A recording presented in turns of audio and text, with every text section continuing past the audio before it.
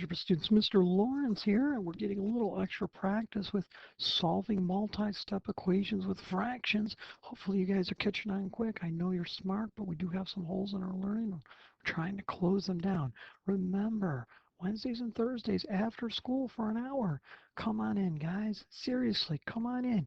The only kids that have been coming in are from my level 2 class, and they're kicking butt. Yeah, they're getting it. Guys, come on in. I'd love to help you. We'll have some popcorn, we'll have some fun, and you'll catch on a lot quicker. Okay, I'm not going to do problems 1 and 2 yet. I want you to pause the video, and I want you to do problems 1 and 2. You've already seen a video on this. You've had some practice in class on Tuesday, and so I want you to go ahead and try these on your own. When you're ready, unpause, and I'll show you my solutions. If you've unpaused, I assume you're ready to see how I'm going to solve them. My first step on problem number 1 is I'm going to multiply both sides by a number that will eliminate both of my denominators. Well, in this case, that number would be 15. How am I getting that? I'm taking the smallest number that 3 and 5 will divide into. So I'm going to multiply both sides by 15.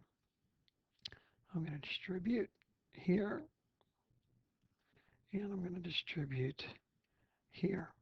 Now, I'm not going to do this on the next problem, but I'll do it one last time here. I really have 15 over 1 times 1/3 x minus 15 times 4. That's what my distribution looks like. And then I'll have 15 over 1 times 2/5 x plus 6 times 15. All right, right here. I see 15/3 can simplify. Turn into 5 over 1. 5 times 1 times x is 5x. 15 times 4 is 60. Okay, over here I have 15/5. That'll turn into 3 over 1. 3 times 2 times x, 6x. 6 times 15 should be 30 more 90. Yeah, it should be plus 90, excuse me. All right, I've got variables on both sides, and I've got numbers on both sides. I'm going to do 2 steps at once here.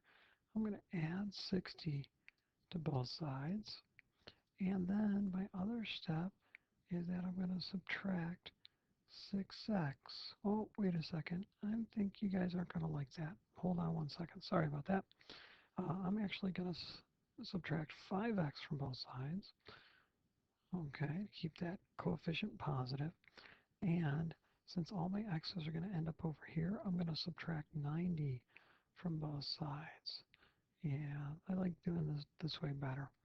I actually can do it all different ways. You have to pick the way that makes the most sense, but make sure you're keeping everything lined up. The equal sign where it goes. Same, I've got variables under variables, numbers under numbers. And look at that, I'm done. X is all by its lonesome, and it equals negative 150. Okay, how about number 2? Well, there's 3 fractions. So in this case, I'm going to have to multiply it by a number that gets rid of all 3 fractions. And I'm thinking 42 is going to be the smallest one, because if 42 will take care of 6, it'll also take care of 3. And of course, 6 times 7 is 42, so I'm going to multiply by 42. This, of course, is a distribution scenario. Okay. So the right-hand side, I'm going to have 6. Well, let me do 1 times 42 first. And then I've got 6 42nds. Doesn't that simplify into 7 over 1? So 7 times 1 times x is 7x.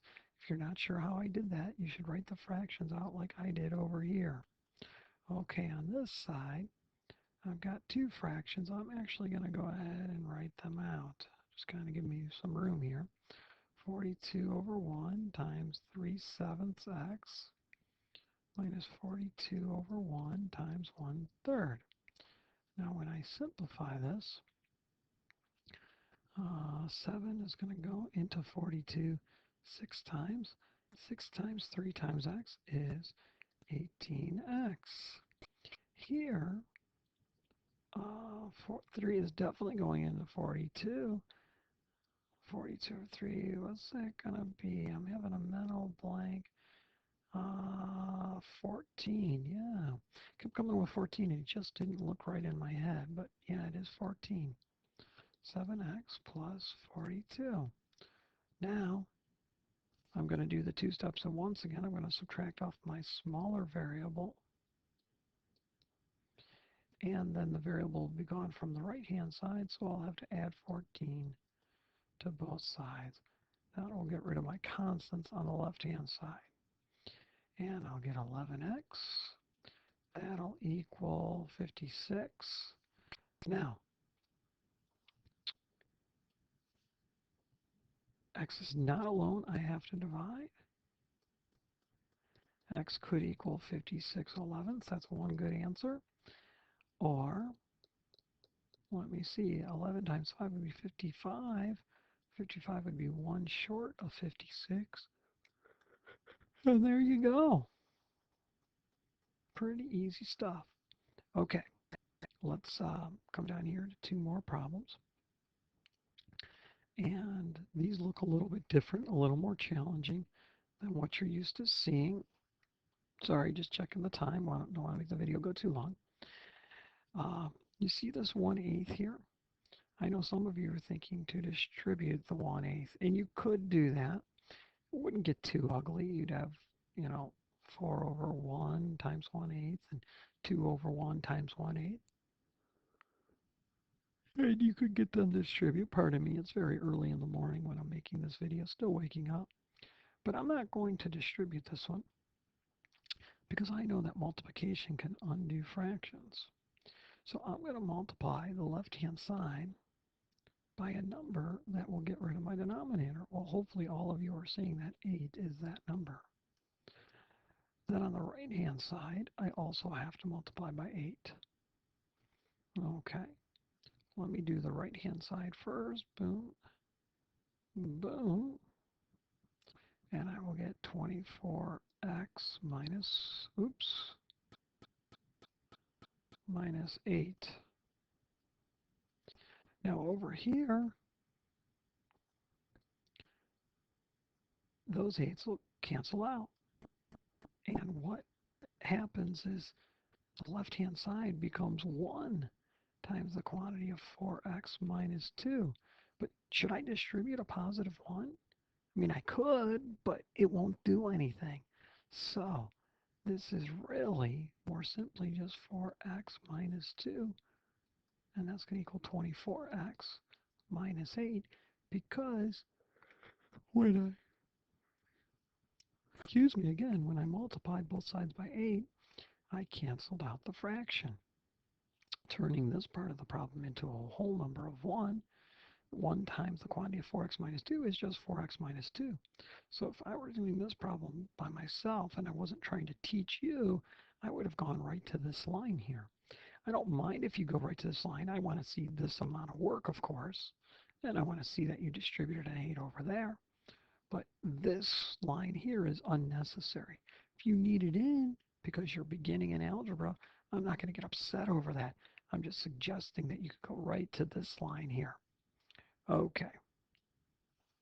So now I'm going to subtract 4x from both sides, and I'm going to add 8 to both sides. Those will cancel. I'll have 6. I'll have 20x. I'll divide to get the x alone. I have to simplify 6/20, which I believe will turn into 3/10. If you're wondering how I did that, I did 6 divided by the same number as I divided 20 by. In this case, it's 2, the greatest common factor. And when I divide 6 by 2, I get 3. 20 by 2, I get 10. Why can I do that? Because when I divide by 2 over 2, I'm really just dividing by 1. When I divide by 1, nothing happens. All that happens in this case is the fraction gets smaller. Excuse me, simplified. It does not get smaller. The fraction is the same size. Yeah, 6/20 is equal to 3/10. 3/10, you know, as a decimal would be this, right? So it's 6/20. It's the same number. Okay.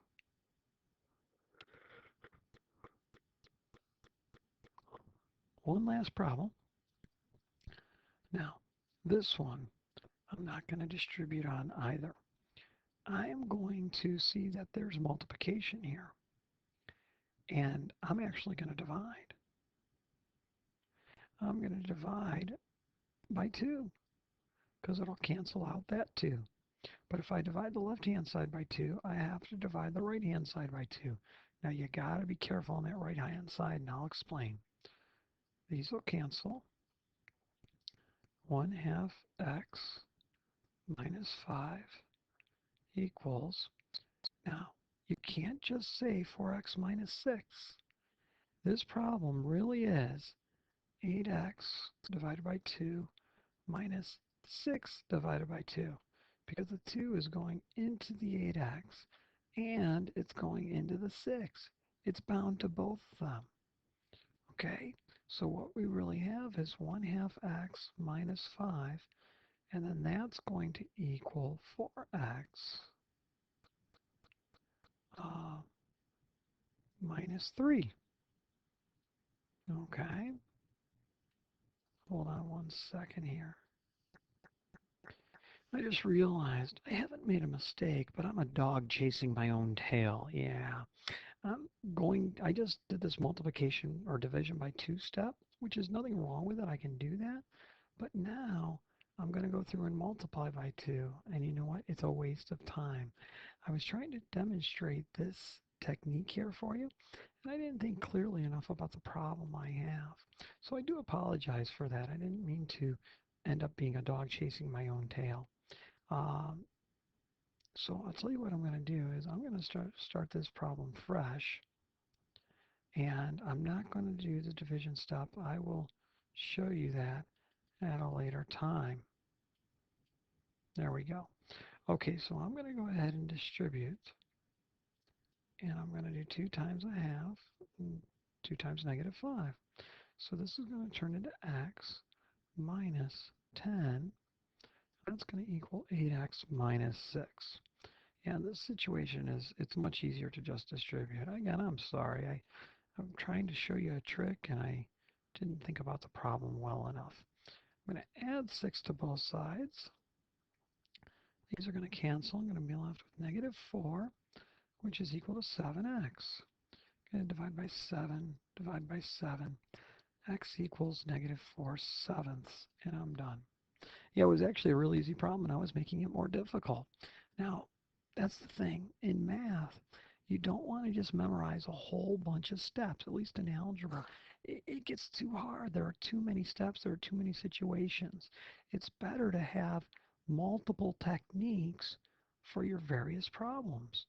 Now, sometimes you might end up doing what I did, where you pick the wrong technique to use. And it's not that it's wrong, but it's longer and unnecessary. You can still get the right answer. Okay, well, it looks like my video went black for a second here. I don't know where it went. Here it's coming back. So I'm going to go ahead and end this video before we have another issue. And I will sign off. Good night, everybody.